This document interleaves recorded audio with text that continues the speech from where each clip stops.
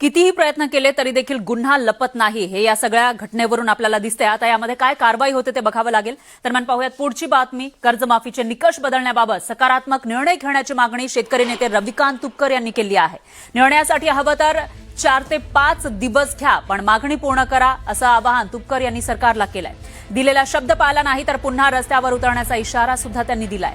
आणि एकदा मुंबईत आंदोलनाला बसलो तर उठणार नाही, असंही रविकांत तुपकर म्हणतायत। सरकारने दिलेला शब्द पाळावा अशी आमची अपेक्षा आहे। हवं तर अजून 4-5 दिवस तुम्ही शिल्लक घ्या बैठक लावायला, आमचं काही म्हणणं नाही, पण बैठक लावून त्यात सकारात्मक मार्ग काढा।